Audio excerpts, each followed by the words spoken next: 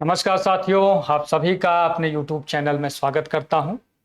आज हम लोग बात करेंगे बिहार चुनाव के बारे में। बिहार में 2025 में विधानसभा चुनाव अक्टूबर नवंबर में होंगे। अभी एनडीए गवर्नमेंट वहां पे नीतीश कुमार जी के नेतृत्व में चल रही है। विपक्ष में तेजस्वी यादव, आरजेडी और कांग्रेस और कुछ वामपंथी पार्टियां हैं। इस चुनाव में अभी जो प्रेजेंट टाइम में वहाँ वोटर लिस्ट का वेरिफिकेशन हो रहा है, उस पर काफ़ी हो हल्ला हो रहा है। पार्टियां कैसे अपने संगठन के कील कांटों को दुरुस्त कर रही हैं, कौन कौन से मुद्दे हावी रहेंगे। प्रशांत किशोर की जो नई पार्टी है जन स्वराज, वो कैसा, उसके क्या मुद्दे हैं, क्योंकि उनके मीटिंगों में काफ़ी भीड़ उमड़ रही है, खासकर युवाओं की। तो वो कैसे प्रभाव डालेंगे, इन्हीं सब के बारे में अपने हिसाब से विश्लेषण करेंगे। तो आप लोग ये चैनल ज़्यादा से ज़्यादा लाइक करें, सब्सक्राइब करें, शेयर करें। अब स्टार्ट करते हैं वीडियो। अभी के टाइम में बिहार में एनडीए गवर्नमेंट चल रही है और पिछले 20 सालों में नीतीश कुमार बिहार के लिए एसेट के रूप में हैं। उन्हीं के नेतृत्व में उन्होंने गठबंधन भले चेंज किया हो, वो यूपीए में गए हों, आरजेडी के साथ गए हों या एनडीए के साथ, भाजपा के साथ रहे हों, लेकिन मुख्यमंत्री नीतीश कुमार ही रहे हैं। बीच के 1 साल जीतन राम मांझी को बिठाया था, वो भी अपने थोड़ा सा ईगो के चक्कर में, क्योंकि 2014 में नरेंद्र मोदी जिस तरह से केंद्रीय राजनीति में आए और प्रधानमंत्री पद के दावेदार हुए, उसमें विरोध में नीतीश कुमार, मोदी विरोध में उन्होंने एनडीए गवर्नमेंट से अलग होकर उन्होंने आरजेडी के साथ सरकार बनाई। तेजस्वी यादव उप मुख्यमंत्री बने और नीतीश कुमार ने जीतन मांझी को मुख्यमंत्री बनाया और बाद में उनको हटाया भी, क्योंकि कोई भी आदमी अगर सत्ता के शिखर पे पहुंचता है तो वहाँ पे अपने हिसाब से वो काम करना चाहता है। वो चाह रहे थे कि वो भरत की तरह हमारे खड़ाऊ लेकर राज चलाएं, लेकिन जीतन राम मांझी ने अपने हिसाब से काम करना स्टार्ट किया, तो उनको हटा के फिर से मुख्यमंत्री बने। बीच में उन्होंने चुनाव लड़ने के बाद, पिछले चुनाव में भी वो आरजेडी के साथ गए और 15 महीने की सरकार चलाने के बाद फिर एनडीए में। एनडीए के साथ नीतीश कुमार का स्वाभाविक गठबंधन है, क्योंकि 1998-97 के जो चुनाव हुए थे, तब से एनडीए के साथ नीतीश कुमार किसी न किसी तरह बने रहे हैं। केंद्र में वो कई सारे विभागों के मंत्री रहे हैं अटल जी की गवर्नमेंट में, खासकर रेल मंत्रालय। उसके बाद 2005 में वो बिहार के मुख्यमंत्री हुए और लगातार 20 सालों से वो बिहार के मुख्यमंत्री के रूप में काम कर रहे हैं। पहला कार्यकाल उन्होंने लॉ एंड ऑर्डर, कानून व्यवस्था को सुधारने में लगाया। उसके बाद फिर धीरे धीरे इंफ्रास्ट्रक्चर डेवलपमेंट, बिजली के सुधार, पिछली इस टर्म में उन्होंने काफ़ी सारी नौकरियां दी, 10 लाख के करीब लोगों को रोजगार उपलब्ध कराया, सरकारी नौकरी।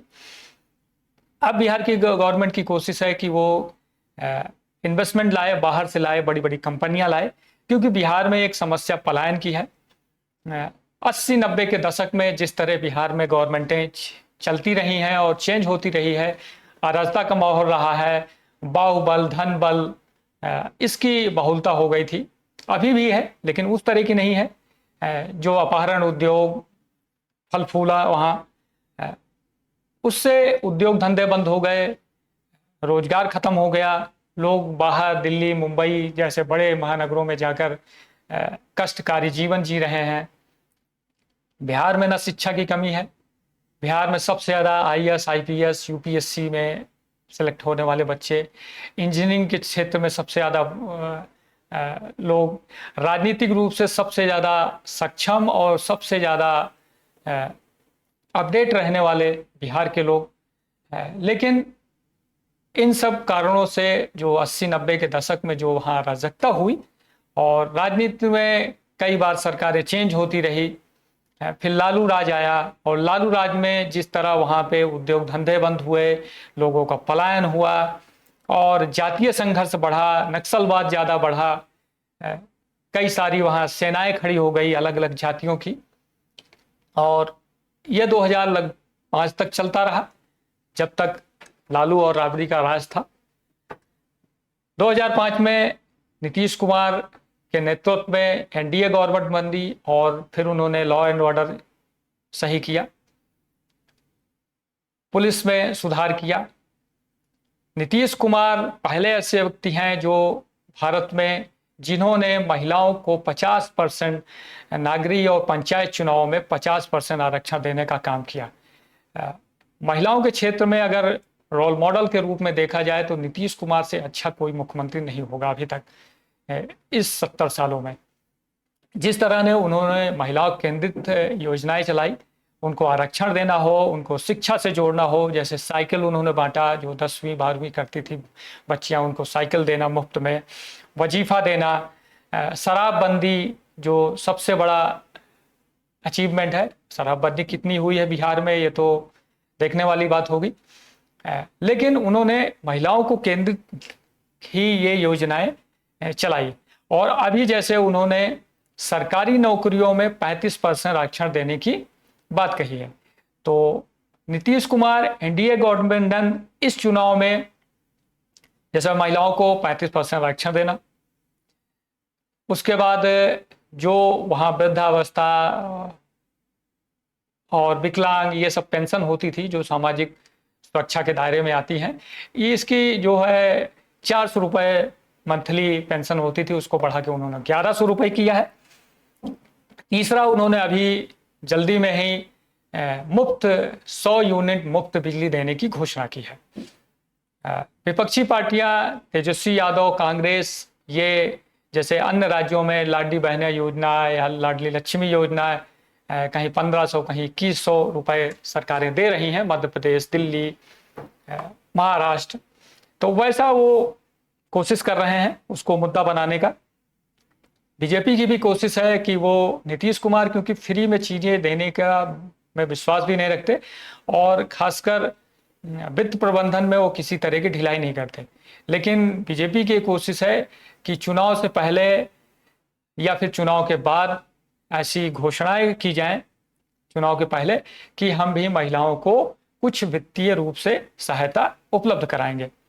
तो उसके अलावा लॉ एंड ऑर्डर तो ही है, जिस तरह इंफ्रास्ट्रक्चर वहाँ रोड, बिजली के क्षेत्र में काम हो रहा है, मखाना बोर्ड की स्थापना सरकार के द्वारा, केंद्र सरकार के द्वारा की गई है, पटना में मेट्रो, बिहार के अंदर एम्स, दरभंगा एम्स का निर्माण और कई सारे मेडिकल कॉलेज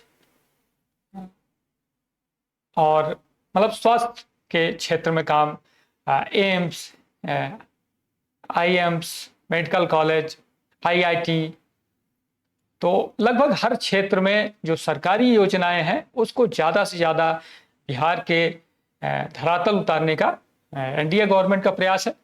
और लगातार प्रधानमंत्री की मीटिंगें हो रही हैं, दौरा हो रहा है, केंद्रीय मंत्रियों का दौरा हो रहा है और चुनाव के पहले एनडीए अपना सारे कील कांटे दुरुस्त करने लेना चाहती है। एनडीए में नीतीश कुमार हैं, जेडीयू है, भाजपा है, एलजेपी है, चिराग पासवान जिनके पिता रामविलास पासवान थे, जिनकी महत्वाकांक्षा थी कि वो बिहार के कभी मुख्यमंत्री बने। अब वही चिराग पासवान बिहार फर्स्ट का नारा देकर वो लगातार मीटिंगें कर रहे हैं। अभी वो एनडीए में हैं, केंद्र में मंत्री हैं, लेकिन पिछली बार जिस तरह वो अलग होकर चुनाव लड़े थे और जेडीयू को उन्होंने बहुत ज़्यादा हानि पहुंचाई, तो आने वाले समय में वो एनडीए के साथ रहेंगे या एनडीए से अलग होकर वो कोई किसी गुट में से वो चुनाव लड़ेंगे, ये आने वाले समय में अपडेट होगा। लेकिन जिस तरह वो अपनी रैलियां कर रहे हैं और जिस तरह के मुद्दे उठा रहे हैं, सरकार को घेरने का प्रयास कर रहे हैं, खासकर नीतीश कुमार को, तो कहीं ना कहीं ये विरोधाभास है कि वो एनडीए के साथ रहेंगे भी या नहीं। एनडीए के साथ तो बीजेपी के साथ रहेंगे, बीजेपी को छोड़ने के जानने वाले नहीं, केंद्र में मंत्री हैं और पिछली बार उन्होंने 5 साल में देख लिया है कि किस तरह पार्टी टूटी, परिवार टूटा, तो वो भाजपा को छोड़ के जाने वाले नहीं है। वो हाँ, नीतीश कुमार के विरोध में वो चुनाव में अलग उतरने का फैसला ले सकते हैं। और उसके अलावा जीतनराम मांझी हैं, जिनकी हम पार्टी है, जो केंद्र मंत्री है, वो एनडीए के साथ रहेंगे। उपेंद्र कुशवाहा हैं, वो भी कहीं नहीं जाने वाले, क्योंकि उन्होंने हर दरवाजे पर दस्तक दे के देख ली है। तो एनडीए का ये कुनबा है काफ़ी हद तक संगठित है, और आने वाले चुनाव में उन्होंने मुद्दे भी सेट कर रखे हैं। और जिस तरह बिहार में वक्फ बोर्ड को लेकर और चुनाव में वोटर लिस्ट के जो वेरिफिकेशन हो रहा है, इस पे जिस तरह विपक्षी पार्टियां एग्रेसिव हो रही हैं, उसको बीजेपी हिंदुत्व से क्या नाम है, मुस्लिम तुष्टीकरण से, बांग्लादेशी घुसपैठिए और रोहिंग्या, ये सब मुद्दे जो है बीजेपी का ब्रह्मास्त्र है, सांप्रदायिक ध्रुवीकरण। और उसको जब उसको कुछ नहीं दिखता, विकास और जात की राजनीति जब नहीं चलती, तो फिर ध्रुवीकरण होता है। तो बीजेपी, एनडीए और एनडी गठबंधन दोनों की एक कोशिश है कि किसी तरह ध्रुवीकरण हो। तो ये एनडीए का काम था। अब आते हैं हम लोग तेजस्वी यादव, आरजेडी और कांग्रेस, राहुल गांधी। राहुल गांधी लगातार बिहार के दौरे कर रहे हैं लोकसभा चुनाव के बाद से।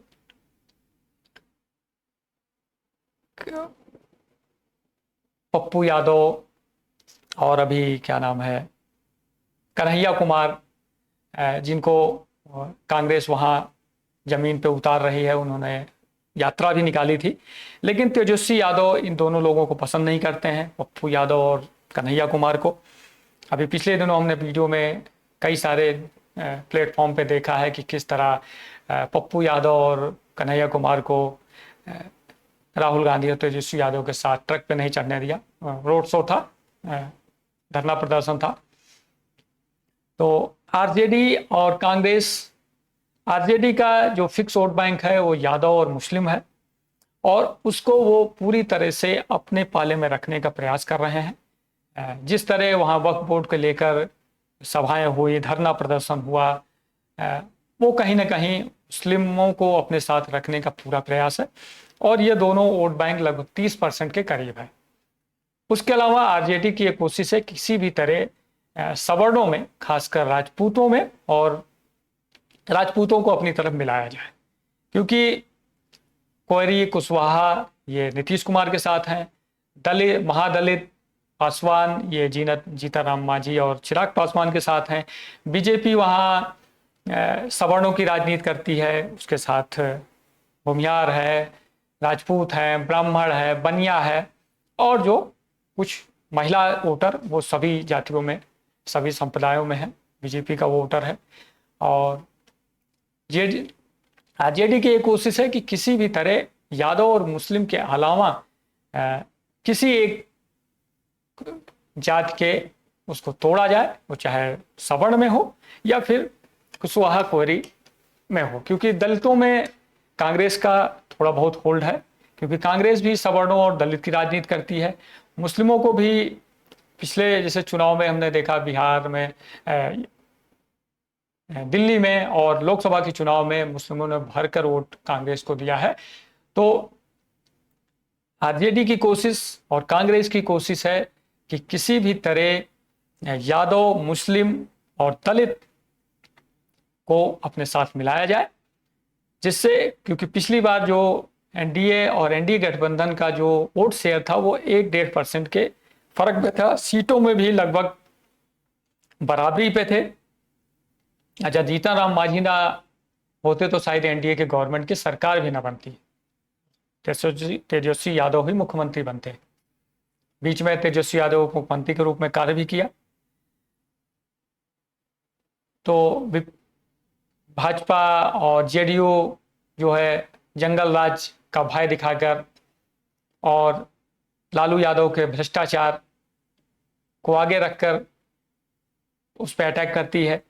वहीं तेजस्वी यादव लगातार 20 साल से मुख्यमंत्री नीतीश कुमार को विफल करार दे रहे हैं। उसके अलावा कई सारी ऐसी योजनाएं की घोषणा कर रहे हैं, खासकर युवाओं को आकर्षित करने के लिए कि सरकारी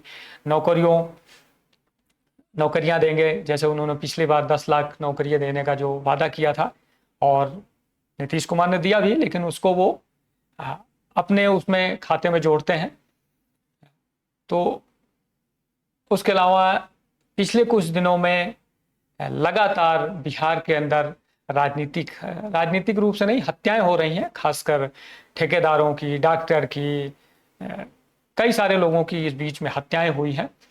तो लॉ एंड ऑर्डर को लेकर ये मुद्दा बनाया जा रहा है कि नीतीश कुमार उसमें फेल हो रहे हैं। तो आरजेडी की कोशिश है कि किसी भी तरह अपने जो वोट बैंक है यादव मुस्लिम, उसमें किसी तरह दलितों को और सवर्णों में राजपूतों को जोड़ा जाए और 20 साल की जो नीतीश कुमार की काम है उसको जो है टारगेट किया जाए। वो इन सब मुद्दों के साथ चुनाव में जा रहे हैं बिहार के।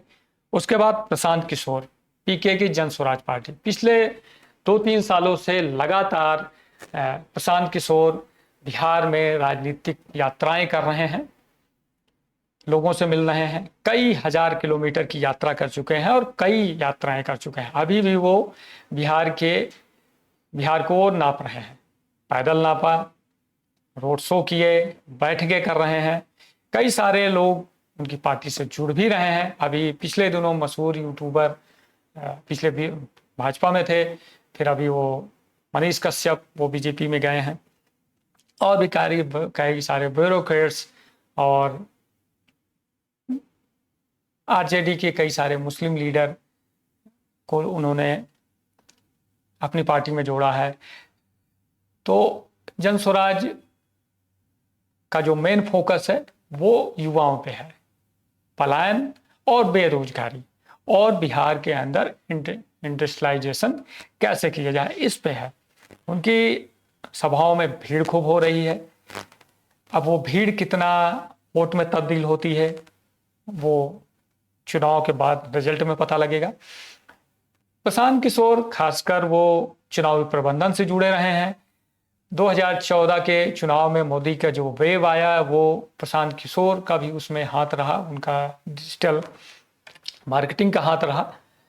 फेसबुक, ट्विटर, यूट्यूब, मतलब हर सोशल मीडिया पे जिस तरह वो छाए। उसके बाद वो टीएमसी के साथ रहे, ममता बनर्जी के साथ पिछले चुनाव में किस तरह उन्होंने काम किया, तमिलनाडु में उन्होंने काम किया, आंध्र प्रदेश में, पंजाब में, कई सारी राजनीतिक पार्टियों ने उनकी अपनी सेवाएं ली हैं। जेडीयू ने एक समय जेडीयू में भी प्रशांत किशोर रह चुके हैं, उनको राष्ट्रीय उपाध्यक्ष बनाया था नीतीश कुमार ने।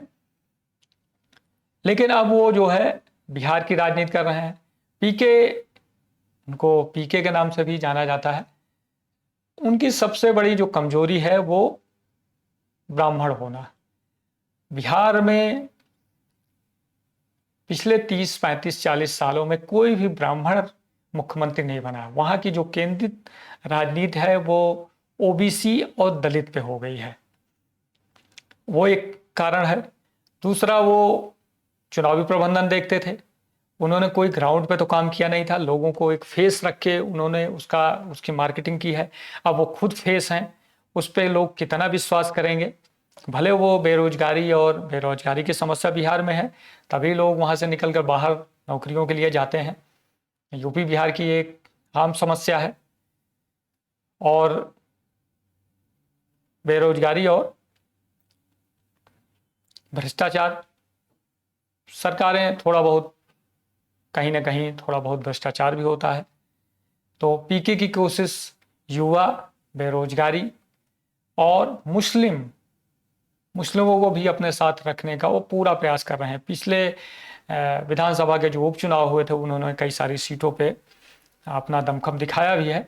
तो पीके की जो स्ट्रेटजी है और जो उनकी भीड़ इकट्ठे हो रही है उनकी मीटिंगों में, वो कितना प्रभाव डालेगी, वो कितना वोट में तब्दील होगी, वो किसको लाभ पहुंचाएंगे, किसको हानि पहुंचाएंगे। क्योंकि आरजेडी का खुला ये कहना है कि पीके बीजेपी के आदमी हैं, वो एनडीए को सपोर्ट करते हैं। बीजेपी और जेडीयू का कहना है कि पीके आरजेडी के आदमी हैं, वो हमको नुकसान पहुंचा। मतलब दोनों जो गठबंधन है वो कहीं ना कहीं प्रशांत किशोर से थोड़ा सा डरा हुआ भी है कि कहीं ये भीड़ अगर वोट में तब्दील हो गई और 2-4% भी वोट अगर इधर उधर खिसका, तो क्योंकि दोनों के वोट में 1-1.5% का अंतर है, अगर वो वोट का परसेंटेज 4-5% के वो तोड़ने में कामयाब रहे किसी का भी, तो बहुत बड़ा फर्क होगा। हो सकता है कि तेजस्वी यादव मुख्यमंत्री बने, क्योंकि पिछली बार जिस तरह उन्होंने चुनाव लड़ा और जिस तरह लोगों ने उनको सपोर्ट किया, खासकर युवाओं ने सपोर्ट किया था, और उनका जो अपना इंटेक्ट वोट है मुस्लिम और यादव, और अगर कांग्रेस उसको थोड़ा बहुत दलित उसमें जोड़ने में और सवर्णों को जोड़ने में कामयाब रही, तो तेजस्वी यादव को फिर रोकना बड़ा मुश्किल होगा। लेकिन एनडीए गवर्नमेंट पिछले 20 सालों से नीतीश कुमार के नेतृत्व में सरकार चल रही है। नीतीश कुमार का अपना एक वोट बैंक है। कोई एक कुशवाहा के अलावा जो महिला वोटर है वो 50% से ऊपर वोटिंग जो है वो नीतीश कुमार को हर बार करती है, और इस बार भी करेगी, हो कर सकती है, क्योंकि जिस तरह उन्होंने अभी 35% आरक्षण की बात की है महिलाओं के लिए, तो हो सकता है कि और भी वोट महिला जो है नीतीश कुमार करो। और बीजेपी की भी जो वोटर है उसमें महिलाओं की ज़्यादा भागीदारी है, जैसे जनधन, उज्ज्वला योजना, प्रधानमंत्री आवास योजना, ये कई सारी योजनाएं हैं जिसमें महिलाओं को ज़्यादा से ज़्यादा भागीदारी है, महिलाओं को ज़्यादा से ज़्यादा इसमें फ़ायदा मिल रहा है। तो बीजेपी का भी एक अपना वोट बैंक है महिलाओं के अंदर। तो महिला कितना बीजेपी के साथ और एनडीए गवर्नमेंट के साथ रहती हैं, नीतीश कुमार के साथ रहती हैं। चिराग पासवान क्या करते हैं, वो एनडीए के साथ चुनाव लड़ते हैं या वो अलग होते हैं, तो ये आने वाले समय में पता लगेगा। तो आज के लिए इतना ही, और भी जो अपडेशन होंगी वो आने वाले समय में आप लोगों तक पहुंचाने की कोशिश करेंगे। तो एक तरफ बिहार चुनाव में एनडीए गठबंधन है, एक तरफ एनडीए गठबंधन है, तेजस्वी दोनों तरफ चेहरे हैं।